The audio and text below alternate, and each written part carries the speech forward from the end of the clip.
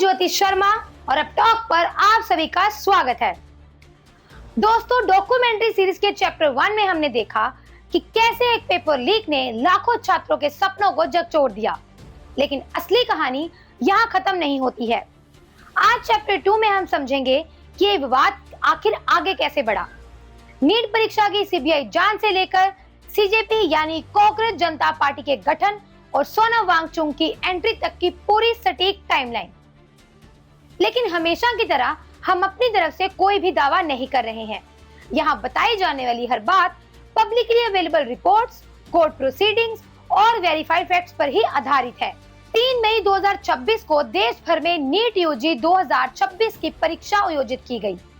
परीक्षा खत्म होते ही सोशल मीडिया पर एक के बाद एक दावे सामने आने लगे। दावा किया गया कि एक गेस्ट पेपर पहले से ही लीक होकर घूम रहा था और उसके कई सवाल असली परीक्षा से मेल खाते थे। शुरुआत में ये सिर्फ सोशल मीडिया की चर्चा लग रही थी, लेकिन कुछ ही दिनों में इस मामले ने गंभीर रूप ले लिया। राजस्थान के सीकर में एक विसल ब्लोअर पुलिस और एनटीए के पास संदिग्ध लीक पेपर लेकर पहुंचा। राजस्थान एसओजी की जांच में यह सामने आया कि कथित लीक मटेरियल केरल के रास्ते सीकर के कोचिंग हाउस तक जा पहुंचा था। इसके बाद पूरे मामले ने राष्ट्रीय स्तर पर ध्यान अपनी ओर खींच लिया। मामले की गंभीरता को देखते हुए एनटीए ने 12 मई 2026 को परीक्षा रद्द कर दी और जांच सीबीआई को सौंप दी। सीबीआई ने देश भर में कई राज्यों में रेड्स की और एक स्कूल हेडमिस्ट्रेस सहित कई लोगों को गिरफ्तार भी किया गया। अब ये सिर्फ एक परीक्षा का विवाद नहीं रहा था, ये देश की सबसे महत्वपूर्ण प्रतियोगी परीक्षाओं में से एक की विश्वसनीयता पर सवाल बन चुका था।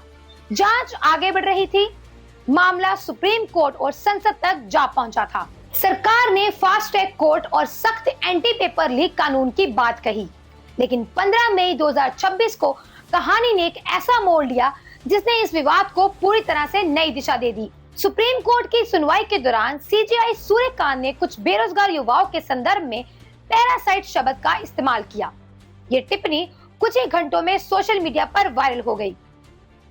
देश भर के कई युवाओं ने इसे अपने सम्मान से जोड़कर देखा और गुस्सा तेजी से फैलने लगा। हालांकि बाद में सीजेआई सूर्यकांत ने स्पष्टीकरण दिया कि उनकी टिप्पणी सभी बेरोजगार युवाओं के लिए नहीं थी, बल्कि उन लोगों के संदर्भ में थी जो कथित रूप से फर्जी या बोगस डिग्रियों के आधार पर पेशे से प्रवेश कर संस्थाओं को नुकसान पहुंचा रहे हैं। उन्होंने ये भी कहा कि उनके बयान को गलत संदर्भ में प्रस्तुत किया गया है। लेकिन तब तक सोशल मीडिया पर बहस बहुत आगे बढ़ चुकी थी और इसी माहौल में अगले ही दिन एक नया घटनाक्रम सामने आया। 16 मई 2026 को अभिजीत दीपके, जिन्हें पूर्व आप स्ट्रेटजिस्ट के रूप में भी जाना जाता है, ने सोशल मीडिया पर एक सैटिरिकल पोस्ट साझा किया और कॉकरोच जनता पार्टी यानी सीजेपी के गठन की घोषणा की। जो शुरुआत में सिर्फ एक डिजिटल व्यंग और गुस्सा था, वह देखते ही देखते एक बड़े युवा आधारित ऑनलाइन आंदोलन में बदलने लगा। सीजेपी ने पेपर लीक की निष्पक्ष जांच, जवाबदेही तय करने और शिक्षा मंत्री के इस्तीफे जैसी मांगे सार्वजनिक रूप से उठाई। धीरे धीरे इस आंदोलन से सिर्फ एक छात्र ही नहीं, बल्कि टीचर्स, डॉक्टर्स और सिविल सोसाइटी के कई लोग भी जुड़ने लगे। सोशल मीडिया पर हैशटैग ट्रेंड होने लगे, पोस्ट और वीडियो वायरल होने लगे और ये मुद्दा लगातार राष्ट्रीय चर्चा का हिस्सा बनता गया। इसी दौरान आंदोलन में एक और महत्वपूर्ण रूप लिया। छात्रों के समर्थन में अनिश्चितकालीन भूख हड़ताल की घोषणा की गई। ये हड़ताल 26 दिनों तक चली और बाद में केंद्रीय मंत्रियों के साथ बातचीत तय कर लिखित आश्वासन मिलने के बाद समाप्त हुई। अब ये आंदोलन सिर्फ एक परीक्षा या एक वायरल पोस्ट तक सीमित नहीं रह गया था। ये देश भर के युवाओं की नाराजगी, बेरोजगारी और व्यवस्था पर सवालों का प्रतीक बन चुका था। दोस्तों, इस पूरे चैप्टर में हमने court records, public reports, verified facts, allegations और ओपन क्वेश्चंस को अलग-अलग रखकर आपके सामने प्रस्तुत किया है।